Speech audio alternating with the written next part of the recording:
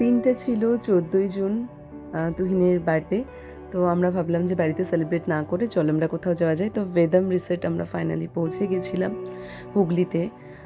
মামা খুব এনজয় করছিল, খুব এক্সাইটেড ছিল, আর রিসর্টটা সত্যিই খুব সুন্দর দেখার মতো।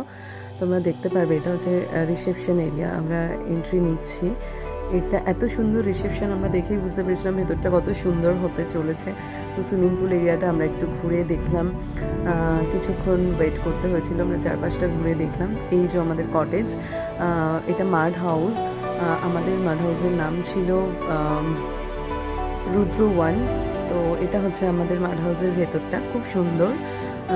টোটাল একটু ভিন্টেজ একটা স্টাইলে তৈরি। বাথরুমটাও খুব সুন্দর ছিল, তোমরা দেখতেই পাচ্ছ।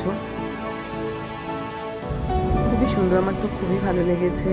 আর ফাইনালি এইটা হচ্ছে আমাদের উপরের কটেজটা। তো পুকু আমাদের সঙ্গে সঙ্গেই সুইমিং পুলে নেমে গেছিলো রিসর্টে। আমাদের রুমটার সামনেই এরকম একটা মানে সুইমিং পুল ছিল, যেটা বাচ্চাদের। তো পুকু আমি খুব ডান্স ফান্স করছিলাম, খুব ভালো লাগছিলো, মানে কোনো লোকই ছিল না ওখানে। তো তারপর আমরা ফ্রেশ হয়ে স্নান টান করে আমরা গেলাম একটু গার্ডেনটা ঘুরতে। ওখানে আমরা একটু ফটোশ্যুট করে নিলাম ড্রেস চেঞ্জ করে। এখানে প্রচুর মানে ফটো তোলার প্রচুর জায়গা রয়েছে, তো ভালো লাগবে, খুবই সুন্দর। আমাদের দুপুরটা এইভাবে কাটলো। তারপর আমরা খাওয়া দাওয়া করে বিকালের দিকে একটু গেলাম আবার একটু দোলনা চড়তে।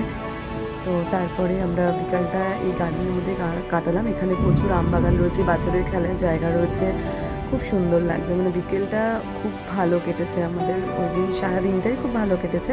তো ফেরার সময় আমরা সুইমিং পুল এরিয়াটা ঘুরতে গেছিলাম একটু দেখতে, যে সন্ধ্যাটা কেমন লাগে আলো জ্বালানোর পরে সুইমিং পুল এরিয়াটা। তো ওটা দেখে আমাদের খুব ভালো লাগলো। আমরা আবার জলে নেমে গেলাম রাত্রেও। তো মোটামুটি 8:30 পর্যন্ত জলে থাকলাম। ডিনার সেরে আমাদের এই দিনটা শেষ হলো। পরদিন আবার একটা দিন, যেদিন ভোরবেলা উঠে আমরা আরও অনেক এনজয় করেছি। তো সেকেন্ড ব্লগে আমরা সেগুলো দেখবো যে আমরা পরদিন কী কী করলাম।